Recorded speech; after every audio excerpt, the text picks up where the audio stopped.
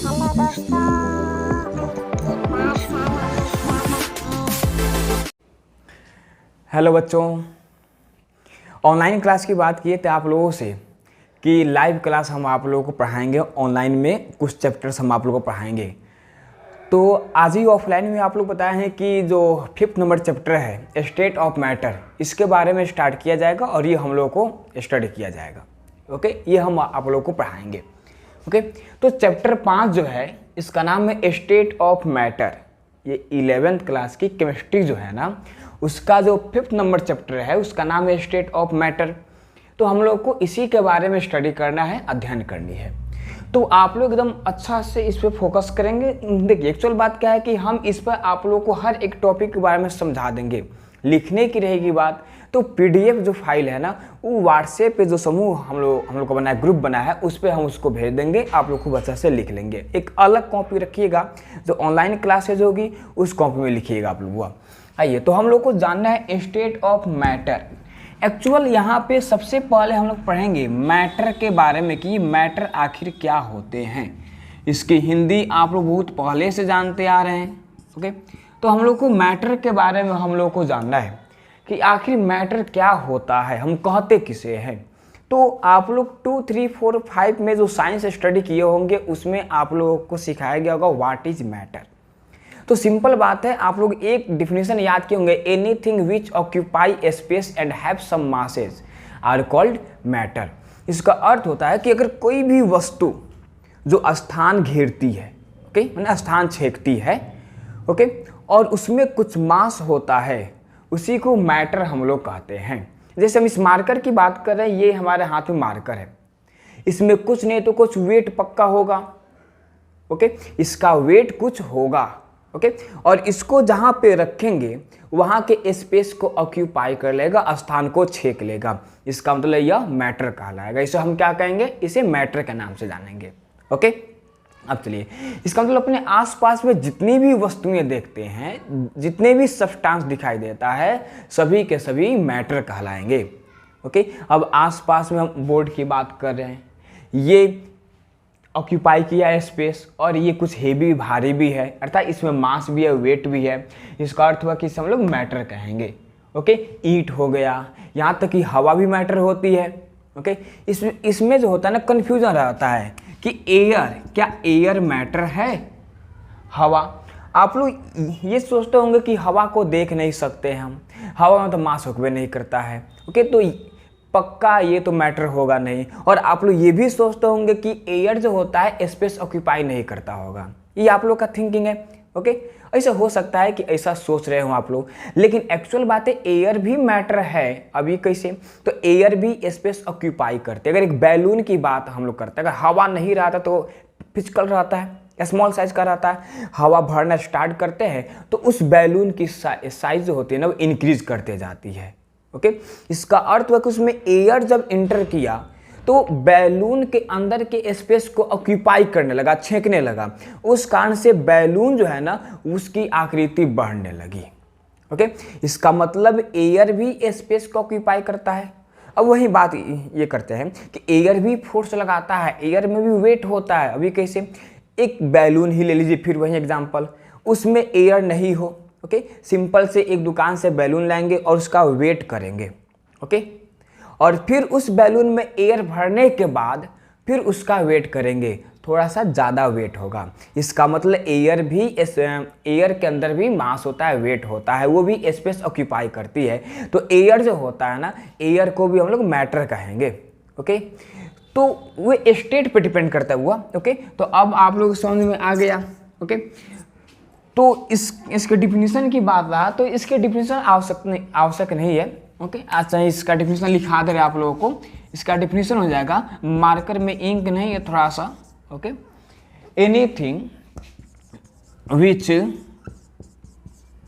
Occupy space and have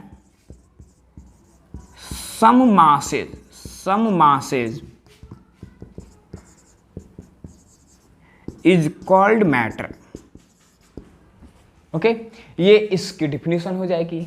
अब कोई भी वस्तु जो स्थान छेकती हो, यहाँ पे है ना ऑक्यूपाई स्पेस मतलब स्थान छेकना, कोई भी चीज कोई भी वस्तु जो स्थान छेकती हो जिसमें कुछ मास होता है, ओके, कुछ मासेज होती हैं, उसी को हम लोग मैटर के नाम से हम लोग जानेंगे। ओके, अब यहाँ पे एग्जाम्पल की बात करेंगे। एग्जाम्पल में पेन हो गया, बुक्स हो गए, एयर हो गया, एलपीजी गैस हो गया, एलिमेंट्स हो गए, कंपाउंड्स हो गए, एलिमेंट्स हो गया, कंपाउंड्स हो गया। ओके, स्टोन जानते हैं, स्टोन मतलब होता है पत्थर होता है, तो स्टोन हो गया, ETC, ये सभी के सभी, जैसे वाटर हो गया, मिल्क हो गया, ऑयल हो गया, ये सभी के सभी मैटर कहलाते हैं। ओके, अब चलिए इतना तो समझ में आ गया। अब एक्चुअल बात है कि यहाँ पे देखने को ये मिला कि एक और एग्जांपल लीजिए, वाटर लीजिए, जैसे वाटर हो गया, मिल्क हो गया, ये सभी के सभी मैटर। बस इतना जानिए ना बुआ आप लोग कि कोई भी वस्तु, कोई भी चीज जो स्थान छेकती हो, जिसे मास होता है, उसको हम क्या कहेंगे, मैटर के नाम से जानेंगे। लेकिन एक्चुअल बात क्या है यहाँ पे देखने को ये मिला कि जितने भी मैटर लिखाए हैं सभी के सभी एक समान नहीं है। जैसे पेन लिखा है, जैसे मार्कर, ओके, इससे ये हो गया, एक मार्कर हो गया, और एक एग्जाम्पल लिखा है वाटर, और एक एग्जाम्पल लिखा है एयर। अब पेन, वाटर एंड एयर, क्या तीनों मैटर एक ही समान है? नहीं, तीनों मैटर एक समान नहीं है। क्योंकि अगर पेन की बात करते हैं, जैसे इस मार्कर की ही बात करते हैं, तो ये मार्कर अभी मेरे पास है, तो इसका लेंथ है, कुछ मास है, ओके, स्पेस ऑक्यूपाई करती है, अच्छी बात है, ओके, हार्ड है, ओके, इसके कुछ पार्टिकल इधर नहीं जा रहे, उधर नहीं जा रहे, एकदम स्टेबल है, इसको कहीं भी रख दिए जो का त्यों रह जाएगा, इसको यहाँ रख दीजिए, ये मतलब जो का त्यों रह गया, इसमें कोई भी चेंज नहीं आया। हम इसको उठाकर कहीं दूसरी जगह भी रख देते हैं तो ऐसा ये नहीं होगा कि ये है पेन है, मार्कर है, और ये बुक बन गया। अगर वहाँ पे रखे तो क्या हो गया, एलिमेंट्स बन गया, कुछ अदर कंपाउंड बन गया, कुछ अदर कंपोनेंट बन गया, ऐसा नहीं हो सकता। ये मार्कर है, कहीं भी रखेंगे मार्कर ही रहेगा, जितनी इसकी लेंथ है उतना ही लेंथ रहेगा, डिफिनिट रहेगा, सब कुछ इसका निश्चित रहेगा, फिक्स रहेगा, कहीं दूसरे जगह रखने पर ही इसमें कोई चेंज नहीं होता है। बस एक बात का याद रखें, यहाँ कुछ कंडीशन होते हैं। कौन सा कंडीशन? कि एक्स्ट्रा फोर्स न लगाएं, ओके, या एक्सटर्नल हीट एनर्जी न दिया जाए। क्योंकि मैटर की जो स्टेट है, मैटर जो है ना, एक मैटर से दूसरे में चेंज करना, एक स्टेट से दूसरे में चेंज कर रहे हैं ना, तो उसके लिए एनर्जी की आवश्यकता होती है, जो आगे मिलेगा, आगे बताएंगे। अभी इतना जाने कि इस मार्कर को कहीं भी रखेंगे, जितनी इसकी लंबाई है, चौड़ाई है, मोटाई है, जो भी कुछ है, ज्यों का त्यों रहेगा। ऐसा नहीं होगा कि अभी हमारे रूम में मार्कर है तो ये मार्कर है, अगर आपके रूम में आ जाएगा तो स्कॉर्पियो बन जाएगा। अगर ऐसा होता तो आप लोग अभी आके मार्कर चुरा लेते थे मेरा, ओके। लेकिन हटाइए वो सब बात, अब देखिए, तो इसका सब कुछ निश्चित है। लेकिन वही बात करते हैं हम एयर का। एयर क्या मुट्ठी में पकड़ सकते हैं? नहीं पकड़ सकते हैं। ये है तो मुट्ठी में पकड़िए, चिमटिए, फिमटिए, कुछ कीजिए। लेकिन अगर वही एयर की बात करते हैं, एयर को हम मुट्ठी में नहीं पकड़ सकते हैं, एयर को देख नहीं सकते हैं। इसको तो देख रहे हैं ना, एयर को नहीं देख सकते हैं। एयर हवा उधर से आई, इधर निकल गई अपने से। लेकिन ये देखिए, इसको जहाँ पर रख दिया थुथुनियन वहीं पे खड़ा है, वहीं पे सोया हुआ है आलसीनियन, ओके। ये अपने से कहीं दूसरी जगह ये नहीं जा रहा है। लेकिन वही बात करते हैं, एयर की बात करते हैं, एयर आती है खुद से उधर अपने आप निकल जाती है। ऐसे एहसास होता है ना कि हवा बह रही है, तो हवा बह रही, इसका मतलब हवा क्या? हवा मोशन में है। हवा एक जगह से दूसरे जगह आती है तब हमें फील होता है कि हवा बह रही है। अगर हवा स्टेबल हो जाए तो हवा लगेगी? हवा नहीं लगेगी, ओके। तो हवा बहती है, ये नहीं बहता है, ओके। एयर जो होता है ना, एयर के पार्टिकल्स, हवा के कण एक जगह से दूसरे जगह उड़ते हैं, डिफ्यूज हो जाते हैं, उड़ते हैं। लेकिन इसके पार्टिकल नहीं, स्टेबल होता है। हवा बहुत सॉफ्ट होता है, उसके हाथ में नहीं पकड़ सकते हैं। या हवा आ रही है, हाथ को पकड़ लिए, अब हवा इधर से निकलेगी, उधर से निकलेगी, उधर से निकलेगी, उधर से निकलेगी, हवा हाथ तो बच भी नहीं करेगा, ओके। अब चलिए, अब वही बात यही किया जाए, जैसे हम वाटर की बात करते हैं। अब वाटर क्या है? वाटर में दिखाई देता है, लेकिन वाटर को जिस बर्तन में रखेंगे ना वो उसी शेप का हो जाएगा। जैसे इस मार्कर की बात करें बुआ, तो इस मार्कर का शेप निश्चित है, लेकिन वाटर की अगर हम शेप की बात करें ना तो वाटर की शेप डेफिनिट नहीं होती है, इनडेफिनिट होती है। ओके, वाटर की शेप डेफिनिट नहीं होती है, इनडेफिनिट होती है। जिस बर्तन में रखते हैं ना उसी बर्तन की आकृति उसकी हो जाती है, शेप उसकी हो जाती है। तो यहाँ पे देखने को क्या मिला कि कुछ मैटर जो है ना जो एकदम डेफिनिट रहता है, कुछ मैटर इनडेफिनिट होता है। ओके, अलग अलग टाइप के मैटर पाया गया। ओके, इस हिसाब से अब यहाँ पे ये देखा गया कि मैटर जो होता है ना इसके 3 स्टेट होते हैं। ओके ओके,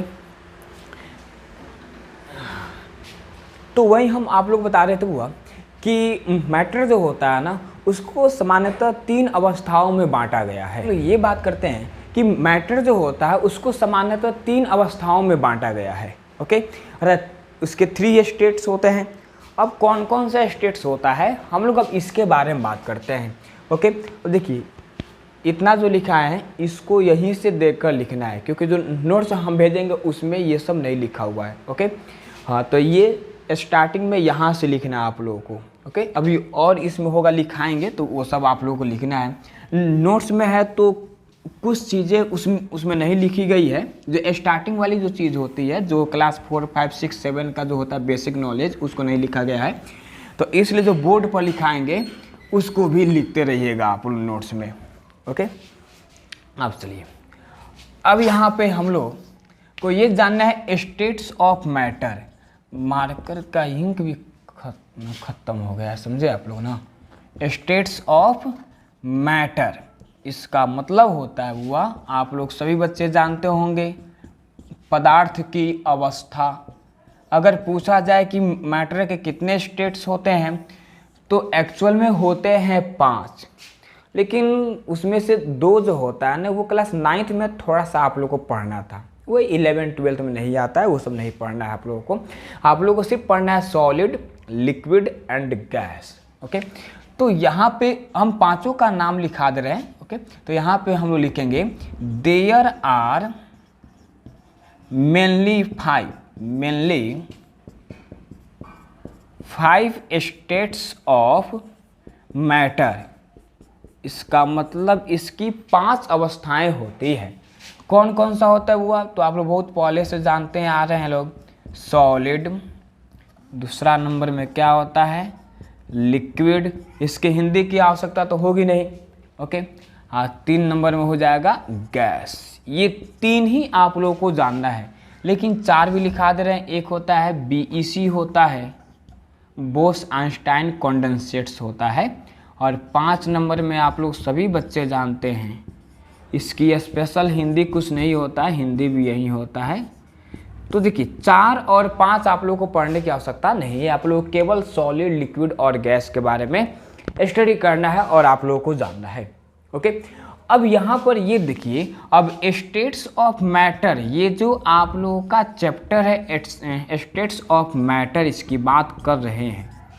तो एक्चुअल में 3 स्टेट्स आप लोग को जानना है। एक जानना है सॉलिड स्टेट्स अर्थात ठोस अवस्था। एक होता है लिक्विड स्टेट होगा केवल। ओके, एक होता है मतलब तीसरा गैसियस स्टेट।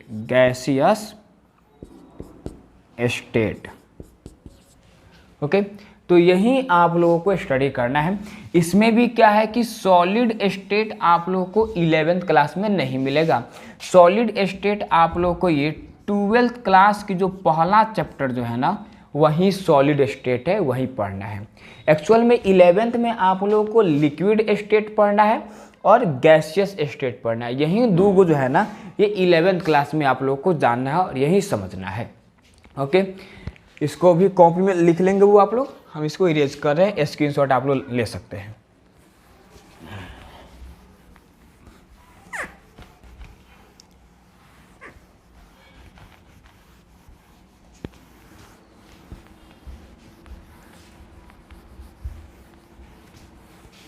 अब चलिए, अब आप लोगों को बता रहे हैं एक्चुअल बात कि स्टेट्स ऑफ मैटर तो मैटर जितने भी होते हैं सभी के सभी मॉलिक्यूल्स पार्टिकल्स के मिलने से बने होते हैं। बहुत सारे पार्टिकल्स अगर एक साथ मिलते हैं तो कोई मैटर बनता है। जैसे यहीं हम मार्कर की बात करें तो कई लाख अरब खरब एटम्स मतलब पार्टिकल्स मिले होंगे तब जाके यह मार्कर बना हुआ है। ओके, अब यहाँ पे कुछ सब्सटेंस होते हैं, जैसे हम आप लोग बताए हैं सॉलिड, लिक्विड, गैस। सॉलिड की बात होती है तो वो थोड़ा सा हार्ड होता है, मतलब हार्ड ही होता है, हार्डेस्ट होता है। ओके, उसके बाद अगर लिक्विड की बात होता है तो वो बहुत ही सॉफ्ट होता है, जैसे वाटर, मिल्क, ऑयल, ये सब हो गया। ओके, अगर गैस की बात होती है तो हमें दिखाई नहीं देता है और एक जगह तो रहबे नहीं करता है, वो हमेशा एक जगह से दूसरे जगह तक ये उड़ते रहता है, फ्लाई होते रहता है। ओके, उसमें मोशन बहुत ज़्यादा होती है। ओके, अब चलिए, तो वही बात है यहाँ पे अब हम लोग कर रहे हैं कि जो मैटर होता है, हम किसकी बात करें हुआ, मैटर की जो बातें हो रही है ना, पदार्थ जिससे हम लोग कहते हैं, तो उसके पार्टिकल जो होता है ना एक दूसरे से अटैच रहता है। अब एक दूसरे से अटैच रहता है, इसका अर्थ हुआ कि उन दोनों के बीच में कोई फोर्स अप्लाई हो रहा है। ओके, तो उसी को हम लोग कहते हैं इंटरमॉलिक्यूलर फोर्स के नाम से जानते हैं। अगर वही पार्टिकल की बात हो तो अगर उस पार्टिकल के बीच में स्पेस रहता है तो उस स्पेस को हम क्या कहते हैं, इंटरमॉलिक्यूलर स्पेस के नाम से हम लोग जानते हैं। हिंदी में कहते हैं अंतराण्विक बल कहते हैं एवं अंतराण्विक स्थान के नाम से जानते हैं। तो हमेशा देखिए मैटर जो होता है ना, ये बहुत सारे पार्टिकल जो होते हैं ना, पार्टिकल्स या मॉलिक्यूल्स इन्हीं सभी के कॉम्बिनेशन से बना होता है, कॉम्बिनेशन से बना होता है। अर्थात ये सभी आपस से मिलते हैं, हाँ, तब जाकर कोई मैटर बनता है या कोई सब्सटेंस यहाँ बनता है। तो एक एग्जांपल बता रहे हैं, जैसे एक पार्टिकल यहाँ पर है, ओके, और एक पार्टिकल यहाँ पे है। अब देखिए ये दोनों पार्टिकल जो है ना, इन दोनों पार्टिकल के बीच में ये स्पेस है। ओके, एक पार्टिकल यहाँ पे A है और एक पार्टिकल यहाँ पर B है। अब A पार्टिकल और B पार्टिकल दोनों के बीच में स्पेस है। अब इसी स्पेस को हम लोग कहेंगे इंटरमॉलिक्यूलर स्पेस। इसका मतलब दो कणों के बीच के दूरी को हम क्या कहते हैं, अंतराण्विक स्थान कहते हैं, या दो पार्टिकल के बीच के स्थान को हम लोग अंतराण्विक स्थान के नाम से जानते हैं। ओके, अब यहाँ पे क्या होगा कि ये पार्टिकल इस पे फोर्स लगाएगा और ये पार्टिकल उस पे फोर्स लगाएगा। इसका अर्थ हुआ कि दोनों पार्टिकल अगर एक दूसरे से चिपके हुए हैं तो एक दूसरे पर फोर्स अप्लाई करके ही चिपके हुए हैं, तो उस बल को, उस फोर्स को इंटरमॉलिक्यूलर फोर्स के नाम से हम लोग जानते हैं, मतलब अंतराण्विक बल के नाम से जानते हैं। ओके, जैसे हम सॉलिड सब्सटेंस की बात करते हैं, मार्कर की बात करते हैं, तो ये हार्ड है। इसका अर्थ क्या हुआ कि इसके जो पार्टिकल है ये एक दूसरे से चिपके हुए हैं बहुत ज़्यादा फोर्स लगा के। वही वाटर की बात करते हैं तो उसमें उंगली घुस जाएगा।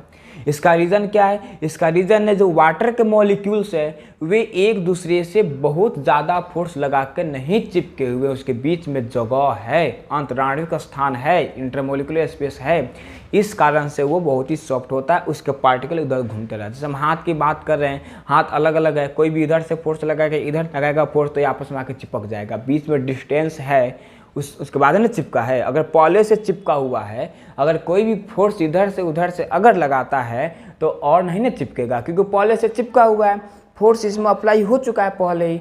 ओके, तो यही डिपेंड करता है। ओके, ये सिर्फ हम समझाएं आप लोगों को। अब यहाँ पे हम लोग को जानना है इंटरमॉलिक्यूलर स्पेस, इंटरमॉलिक्यूलर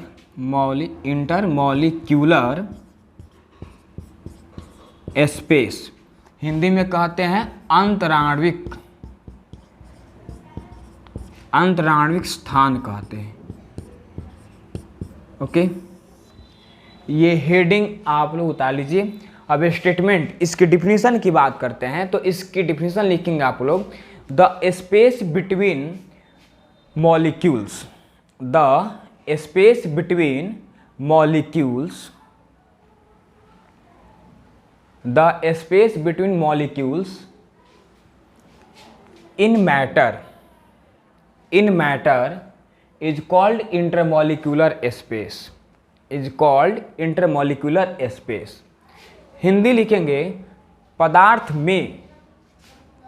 में अणुओं के बीच के स्थान को, पदार्थ में अणुओं के बीच के स्थान को अंतराण्विक स्थान कहते हैं, अंतराण्विक स्थान कहते हैं। ओके, अब चलिए, अब यहाँ पे लेट मान लेते हैं कि यह पार्टिकल A है और यह पार्टिकल B हो गया। अब A और B के बीच की दूरी ये है ना, इसे हम लोग डिस्टेंस D के द्वारा सूचित करेंगे, या इसे R के द्वारा भी सूचित कर सकते हैं। D भी कह सकते हैं, H भी कह सकते हैं, R भी कह सकते हैं, आपके मन के ऊपर डिपेंड है। ओके, तो ये जो है ना, तो इसे हम लोग कहेंगे, ये जो स्पेस है ना, इसी स्पेस को हम लोग क्या कहेंगे, इंटरमॉलिक्यूलर स्पेस, इंटरमॉलिक्यूलर स्पेस के नाम से हम लोग जानेंगे। ओके, अब ये पूछा जाता है कि सबसे ज़्यादा इंटरमॉलिक्यूलर स्पेस सॉलिड में होता है कि लिक्विड में होता है कि गैस में होता है। तो हमेशा याद रखिएगा कि सबसे ज़्यादा इंटरमॉलिक्यूलर स्पेस गैस में होता है, उससे कम लिक्विड में होता है, और सबसे कम जो होता है ना, नेग्लिजिबल, एकदम नगण्य के बराबर, वो सॉलिड में होता है। ये बात याद रखिएगा आप लोग। देखिए, इंटरमॉलिक्यूलर स्पेस जितना ही कम रहता है ना, वस्तुएं मैटर जो होती है ना, उतना ही हार्ड होता है। जैसे ये मार्कर हार्ड है, इसका मतलब इसमें इंटरमॉलिक्यूलर स्पेस नेग्लिजिबल है, मतलब नगण्य है, जीरो के बराबर है। लेकिन वही हवा की बात करते हैं, वो हार्ड होता है, हार्ड होता ही नहीं है, उसके पार्टिकल उड़ते रहते हैं। ओके, इसका मतलब उसमें बहुत ज़्यादा इंटरमॉलिक्यूलर स्पेस पाया जाता है। ओके, इसे भी लिख लेंगे आप लोग हुआ। ओके, अब चलिए, अब हम लोग को यहाँ पे जानना क्या है, अब हम लोग को जानना है इंटरमॉलिक्यूलर फोर्स। मेन टॉपिक तो अब स्टार्ट हुआ, वो सारा चीज़ हम आप लोगों को बेसिक हम बता रहे थे। मेन टॉपिक यहाँ से स्टार्ट हुआ इंटरमॉलिक्यूलर फोर्स के बारे में, अंतराण्विक बल के बारे में। अब एक्चुअल बात क्या होता है, हम लोग ये देखते हैं कि कुछ वस्तुएं होती है बहुत ही हार्ड होती हैं, कुछ वस्तुएं सॉफ्ट होती हैं, कुछ बहुत ज़्यादा सॉफ्ट हो जाती हैं। जैसे अगर हम डायमंड की बात करते हैं, हीरा की बात करते हैं, तो वो हार्डेस्ट मैटर होता है। सबसे ज़्यादा हार्ड जो होता है ना, वो हीरा ही होता है, बहुत रिजिड होता है। ओके, अब उसके मॉलिक्यूल्स जो है ना, वो उसके मॉलिक्यूल्स एक दूसरे पर इतना ज़्यादा फोर्स लगा के चिपके हुए रहते हैं, अटैच हुए रहते हैं, कि वो बहुत ही हार्ड संरचना बना लेते हैं। ओके, लेकिन अगर वहीं पानी लिक्विड की बात करते हैं, तो लिक्विड की मॉलिक्यूल्स एक दूसरे पर स्ट्रॉन्ग इंटरमॉलिक्यूलर फोर्स अप्लाई नहीं करते हैं, अधिक जोर से अंतराण्विक बल नहीं लगाते हैं। इस कारण से जहाँ भी खाल हो वहीं पे पानी बहना स्टार्ट हो जाता है। लेकिन गैस की बात करते हो तो उसमें इतना समझ लीजिए कि नेग्लिजिबल ही होता है, अर्थात नगण्य के बराबर ही होता है। हमारे कहने का अर्थ है कि गैस के पार्टिकल्स को अगर खुला तो छोड़ दीजिए, 1 सेकेंड के अंदर में सभी गैस के पार्टिकल्स उड़ जाएंगे। इसका मतलब उसके बीच में फोर्स अप्लाई होता ही नहीं है। पानी की बात करिए, वाटर की हो रही बात, तो उसका एक मॉलिक्यूल कभी नहीं जाता है, वो साथ में कुछ मॉलिक्यूल्स को लेकर जाते हैं। एक बूंद ही अगर गिरेगा ना, तो एक बूंद में से आधा आधा डिवाइड हो जाएगा। वो थोड़ा सा में भी कई लाख मॉलिक्यूल्स होते हैं। ओके, तो उस तरह से, तो इसका मतलब गैस के कंपेयर में लिक्विड में ज़्यादा इंटरमॉलिक्यूलर फोर्स होता है, और लिक्विड के कंपेयर में सॉलिड में और ज़्यादा इंटरमॉलिक्यूलर फोर्स होता है। ओके, तो अब ये समझे कि इंटरमॉलिक्यूलर फोर्स होता क्या है। हेडिंग बनाइए आप लोग। अब इसका डेफिनेशन हम बोल रहे हैं, आप लोग लिखना है, आप लोग लिखना है हुआ, such type of force which acting between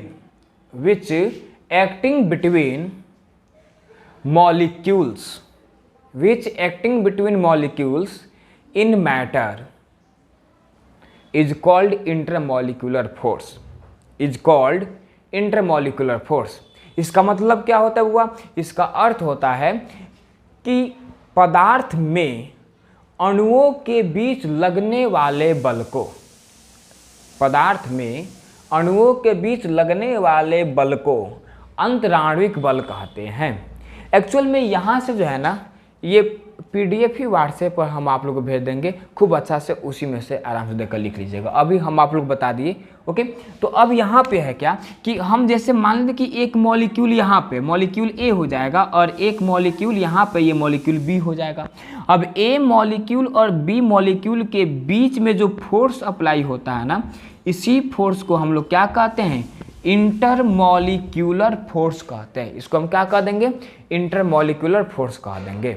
okay, ये सारा चीज नोट्स में लिखा हुआ है, हम व्हाट्सएप को उसको भेज देंगे, आप लोग अच्छा से लिख लीजिएगा। ओके, इंटरमॉलिक्यूलर फोर्स कहते हैं। तो ये यहाँ तक आप लोग 8th 9th में पढ़ लिए हैं। इंटरमॉलिक्यूलर स्पेस की बात कर रहे हैं या इंटरमॉलिक्यूलर फोर्स की बात कर रहे हैं, ये सभी 8th 9th 10th में आप लोग स्टडी किए हुए हैं, इसमें कोई दिक्कत नहीं है। लेकिन आप लोगों ने ये नहीं सुना होगा कि इंटरमॉलिक्यूलर फोर्स को सामान्यतः 6 भागों में बांटा गया है। यहीं से आप लोग की मेन पढ़ाई अब स्टार्ट होती है। स्टेट ऑफ मैटर जो बता रहे हैं, यहीं से आप लोग की मेन पढ़ाई अब स्टार्ट होती है। तो इंटरमॉलिक्यूलर फोर्स को सामान्यतः कितने भागों में बांटा गया है, तो इंटरमॉलिक्यूलर फोर्स को सामान्यतः 6 भागों में बांटा गया है। अगर हम पहला की बात करते हैं तो पहला टाइप जो होता है वो होता है डाइपोल फोर्स कहते हैं, या उसी को कह सकते हैं डाइपोल इंटरमॉलिक्यूलर फोर्स कहेंगे।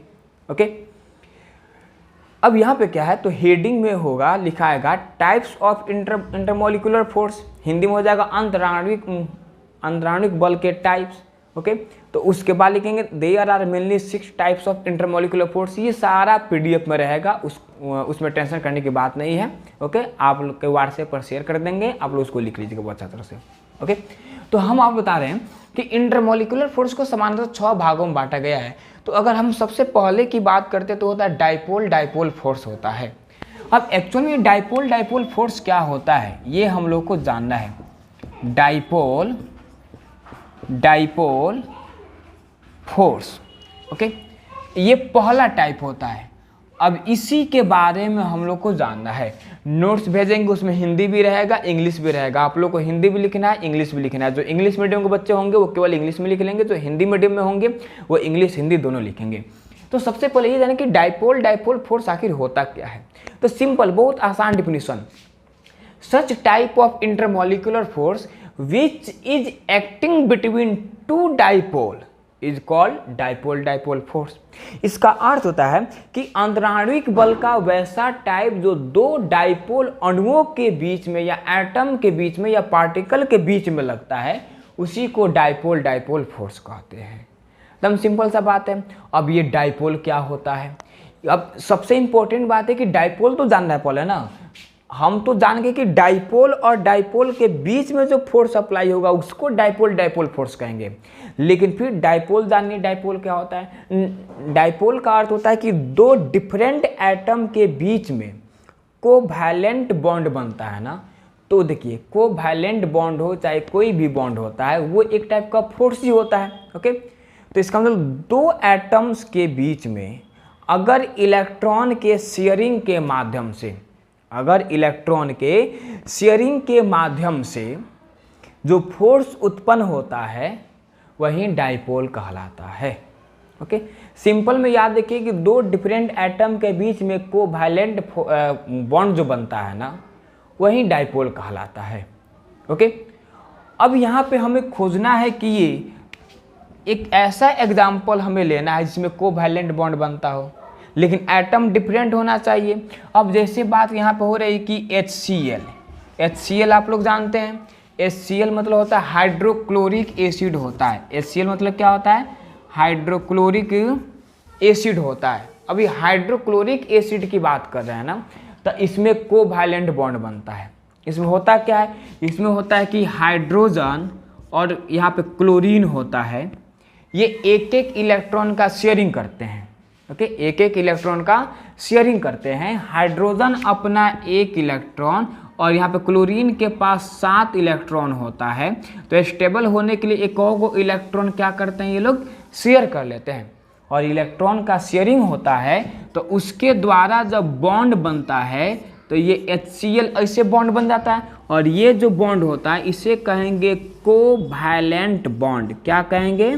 कोवैलेंट बॉन्ड के नाम जानेंगे। और ये पूरा इन दोनों के बीच में जो फोर्स उत्पन्न हुआ है तो उसे हम लोग डाइपोल कहेंगे। हम क्या कहेंगे? इसे हम लोग डाइपोल के नाम से जानेंगे। ये डाइपोल हो गया। तो एक गो डाइपोल हुआ, अब एक और ना डाइपोल चाहिए। ओके, तो HCl फिर एक और HCl, मैंने एक HCl के मॉलिक्यूल दूसरे HCl के मॉलिक्यूल से जो फोर्स उत्पन्न करता है, अप्लाई होता है, अर्थात दो HCl मॉलिक्यूल के बीच में जो फोर्स अप्लाई होता है उसी को हम लोग डाइपोल इंटरमॉलिक्यूलर फोर्स के नाम से जानते हैं। इतना समझ में आ गया? अब चलिए लो, तो वही बातें हम आप लोगों को बता रहे थे। ये सारा नोट्स में है, आप लोग खूब अच्छा से नोट्स में से देखकर लिख लेंगे। अब जैसे बात होती है यहाँ पे कि HCl की बात करते हैं। ओके, तो HCl में एक एक इलेक्ट्रॉन जो होता है ना वो शेयरिंग होता है। तो HCl ऐसे बनता है, A सिंगल बॉन्ड Cl और फिर एक और H और यहाँ पे क्या हो जाएगा सिंगल बॉन्ड Cl। अब इस HCl के द्वारा फोर्स लगता है और फिर इस HCl के द्वारा फोर्स लगता है। ओके, ये फोर्स ना लगा है, एक HCl का मॉलिक्यूल ये है और एक HCl का मॉलिक्यूल ये है। अब दोनों HCl के मॉलिक्यूल के बीच में ये फोर्स अप्लाई हुआ है और जानते हैं ये HCl डाइपोल है। ये HCl क्या है? ये डाइपोल है। ये भी HCl तो डाइपोल है ना कहलाएगा। अब देखिए, ये भी डाइपोल, ये भी डाइपोल। अरे सिंपल बात है, डाइपोल मतलब क्या होता है कि दो डिफरेंट एटम के बीच में कोवैलेंट बॉन्ड बनता है, उसी को हम डाइपोल कहते हैं। हाइड्रोजन अलग है, Cl अलग है। अब कोवैलेंट बॉन्ड 10th में पढ़े होंगे आप लोग याद कीजिए, कोवैलेंट बॉन्ड 10th में स्टडी किए होंगे। Such type of chemical bond which is formed by the sharing of electrons is called covalent bond. इसका अर्थ हुआ कि वैसा रासायनिक बंधन जो दो एटम के बीच में इलेक्ट्रॉनों के साझेदारी से बनता है उसे कोवैलेंट बॉन्ड कहते हैं, सहसंयोजन बंधन कहते हैं। ओके, ये स्टडी किए होंगे आप लोग। ओके, तो हाइड्रोजन है और यहाँ पे Cl है। डाइपोल का मतलब क्या होता है कि एटम अलग अलग होना चाहिए, तो हाइड्रोजन अलग है, Cl अलग है। अब हाइड्रोजन अलग है, Cl अलग एटम है अपना, तो इन दोनों के बीच में इलेक्ट्रॉन की साझेदारी होती है और वो भी एक एक इलेक्ट्रॉन का। ओके, तो एक एक इलेक्ट्रॉन की साझेदारी से सिंगल कोवैलेंट बॉन्ड बनेगा, एकल सहसंयोजी बंधन बनेगा। ओके, तब इसे डाइपोल कह देंगे। फिर डाइपोल का वही डिफरेंशियल होता है कि एटम अलग अलग होना चाहिए और बीच में कोवैलेंट बॉन्ड होना चाहिए, उसी को डाइपोल कहेंगे। अब एक मॉलिक्यूल HCl का ये हो गया और एक HCl का मॉलिक्यूल ये हो गया, तो दो मॉलिक्यूल के द्वारा फोर्स उत्पन्न होता है ना उसके बीच में। आप लोगों को कूलम्ब्स लॉ में हम आप लोग बताए हुए थे कि कोई भी दो पार्टिकल होता है ना, एक दूसरे पर फोर्स अप्लाई करते हैं। ओके, तो वैसे ही बात करते हैं, ये HCl है, ये भी डाइपोल, ये भी डाइपोल। तो डाइपोल और डाइपोल के बीच में जो फोर्स अप्लाई हो रहा है ना, इसी को क्या कहेंगे बेटा? इसी को हम लोग कहेंगे इंटरमॉलिक्यूलर फोर्स का कौन टाइप? डाइपोल फोर्स कहेंगे। ओके, डाइपोल फोर्स, दो डाइपोल के बीच लगने वाले इंटरमॉलिक्यूलर फोर्स को डाइपोल फोर्स के नाम से जानते हैं। ओके, अब इसमें भी बहुत समस्या वाली बातें होती हैं। इसमें होता क्या है कि बॉन्डेड इलेक्ट्रॉन को कौन अपनी तरफ अट्रैक्ट करेगा, खींचेगा? बॉन्डेड इलेक्ट्रॉन को अपनी तरफ कौन अट्रैक्ट करेगा, खींचेगा? H खींचेगा कि Cl खींचेगा? सबसे बड़ी समस्या ये हो जाता है। तो याद कीजिए, इलेक्ट्रोनिगेटिविटी हम आप लोगों को पढ़ाए थे, विद्युत ऋणात्मकता। अब एक्चुअल बात क्या होती है कि जिसकी विद्युत ऋणात्मकता ज़्यादा होती है वही बॉन्डेड इलेक्ट्रॉन को अपनी तरफ खींचेगा। अब चार्ज भी बहुत अजीब होता है, एक होता है पॉजिटिव चार्ज, एक होता है निगेटिव चार्ज। ओके, अब पॉजिटिव चार्ज किसके पास जाएगा, निगेटिव चार्ज किसके पास जाएगा? तो वहाँ पे होगा पार्शियल पॉजिटिव चार्ज और पार्शियल निगेटिव चार्ज, जो आंशिक रूप में जाता है। अर्थात चार्ज रहेगा, कुछ चार्ज इनके पास, कुछ चार्ज इनके पास। तो चार्ज में से कुछ निकल के गया तो उसे पार्शियल कहा जाता है, आंशिक कहा जाता है। तो अब इसमें देखिए, अब इसमें सबसे पहले ये देखना है कि जो ज़्यादा इलेक्ट्रोनिगेटिव होता है ना, इलेक्ट्रोनिगेटिविटी जिसमें ज़्यादा पाई जाती है, वहीं बॉन्डेड इलेक्ट्रॉन को अपनी तरफ खींचते हैं। तो हाइड्रोजन और यहाँ पे क्लोरीन, इन दोनों का कंपेयर देखेंगे। अब इन दोनों में मोर इलेक्ट्रोनिगेटिव एलिमेंट कौन है? तो हाइड्रोजन की बात करते हैं, देखिए वैलेंस इलेक्ट्रॉन पर डिपेंड करता है, जिसकी वैलेंस इलेक्ट्रॉन ज़्यादा होगी वहीं ज़्यादा इलेक्ट्रोनिगेटिव एलिमेंट होगा। ओके, अब देखिए हाइड्रोजन की वैलेंस इलेक्ट्रॉन 1 होती है और Cl की 7 होती है। आज एक क्लास में हम आप लोगों को बताए हैं एटॉमिक स्ट्रक्चर में। ओके, हाइड्रोजन की वैलेंस इलेक्ट्रॉन 1 होती है और Cl की 7 होती है। अब 1 ज़्यादा की 7 ज़्यादा, 7 ज़्यादा ऑटोमेटिक सी बात है। अब जब Cl की वैलेंस इलेक्ट्रॉन 7 है जो कि ज़्यादा है हाइड्रोजन के कंपेयर में, इसका मतलब Cl कहलाएगा मोर इलेक्ट्रोनिगेटिव एलिमेंट या एटम कहलाएगा। इसका अर्थ है कि जो बॉन्डेड इलेक्ट्रॉन इसको खींचने का काम कौन करेगा? क्लोरीन करेगा। ओके, अब ये बॉन्डेड इलेक्ट्रॉन हाइड्रोजन से कौन खींच रहा है? क्लोरीन खींच रहा है। अब देखिए इलेक्ट्रॉन के पास माइनस चार्ज रहता है। अब इलेक्ट्रॉन जहाँ पे जाएगा वो माइनस चार्ज को लेते न जाएगा।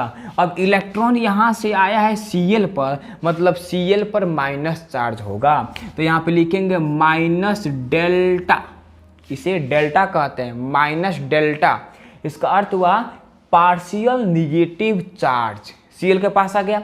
अब H के पास से इलेक्ट्रॉन हटा है, इसका मतलब माइनस हटा है तो पॉजिटिव चार्ज बचा। तो यहाँ पे लिखेंगे पॉजिटिव डेल्टा। इसका मतलब पार्शियल पॉजिटिव चार्ज हाइड्रोजन के पास बचा। सेम कंडीशन यहाँ पर भी, हाइड्रोजन पे पार्शियल पॉजिटिव डेल्टा और यहाँ पार्शियल निगेटिव डेल्टा हो जाएगा। ओके, ये बातें आप लोग याद रखिएगा। अब इसमें आप लोगों को दिक्कत कोई, एकदम सिंपल बात है। डाइपोल डाइपोल फोर्स किसे कहते हैं? तो आप लोग सिंपल में एक ही बात बताइएगा, इंटरमॉलिक्यूलर फोर्स का वैसा टाइप जो दो डाइपोल के बीच में अप्लाई होता है, उसी फोर्स को हम क्या कहेंगे? डाइपोल डाइपोल फोर्स कहेंगे। अब यहाँ पे डाइपोल मतलब क्या होता है? डाइपोल का अर्थ होता है कि दो अलग अलग एटम के बीच में कोवैलेंट बॉन्ड बनता है ना, उसी को डाइपोल कहते हैं। अब हमें 2 डाइपोल चाहिए तो HCl यहाँ पे आराम से ले लेंगे। अब HCl दोनों मॉलिक्यूल के बीच में जो इंटरमॉलिक्यूलर फोर्स ये अप्लाई हो रहा है, इस इंटरमॉलिक्यूलर फोर्स को हम लोग कहेंगे डाइपोल डाइपोल फोर्स कहेंगे, क्योंकि ये फोर्स डाइपोल और डाइपोल के बीच में ही लगा है। ओके, अब इसी में आता है इलेक्ट्रोनिगेटिविटी के आधार पे। तो पहले ही हम बात बता दिए हैं कि ये जो इलेक्ट्रॉन बॉन्डेड होता है ना, किसी एक एटम के पास चला जाता है। किसके पास जाएगा? तो जिसकी इलेक्ट्रोनिगेटिविटी ज़्यादा होगी। तो यहाँ पे कौन है? H और Cl है, इसमें किसकी ज़्यादा है? तो उसके लिए हम वैलेंस इलेक्ट्रॉन को देखेंगे। तो हाइड्रोजन के पास वैलेंस इलेक्ट्रॉन 1 होता है, लेकिन अगर वहीं Cl के पास हम लोग देखते हैं तो Cl के पास 7 होता है। तो Cl के पास वैलेंस इलेक्ट्रॉन ज़्यादा है। इसका अर्थ हुआ कि Cl इस बॉन्डेड इलेक्ट्रॉन को अपनी तरफ खींच लेगा। ओके, आई इलेक्ट्रॉन आएगा तो माइनस चार्ज, तो ये पार्शियल माइनस हो जाएगा। ओके, इसी को माइनस डेल्टा कहते हैं और H के पास पॉजिटिव हो जाएगा। बस इतना तो बातें हैं। तो इस तरह से डाइपोल डाइपोल फोर्स के बारे में हमने पढ़ के आज समाप्त किया। ओके, तो हम जैसे HCl पे हम यहाँ पे आप लोग बताए हैं, नोट्स भेज देंगे, खूब अच्छा से कॉपी में फेयर के रूप में उतार लीजिएगा आप लोग। इस पर एक होमवर्क दे रहे हैं हम आप लोग को। होमवर्क में क्या है? होमवर्क में है बुआ HI, हाइड्रोजन आयोडाइड। आप लोगों को हाइड्रोजन आयोडाइड बनाना है। ओके, ये होमवर्क हो जाएगा। अब इसके बाद इसके 5 टाइप्स, 5 गो टाइप्स और बचे हैं जो आप लोगों को नेक्स्ट वीडियो में ऐसे ही अब उसको हम यूट्यूब पढ़ा देंगे, आप लोग अच्छा से देख लीजिएगा। ओके, और नोट्स पूरा कंप्लीट, हम कभी भी नोट्स क्लास में मंगाकर चेक हुआ कर सकते हैं। जो ऑनलाइन पढ़ा रहे हैं इसके लिए अलग कॉपी रखिएगा, अलग कॉपी में लिखिएगा लोग। हम कभी भी कहेंगे क्लास में नोट्स लेकर आने के लिए और आप लोग को लेकर आना होगा। अगर लेकर नहीं आए आप लोग तो हालत ख़राब कर देंगे, इतना मार मारेंगे। तो नोट्स हमें फाइनल चाहिए टोटल। ओके।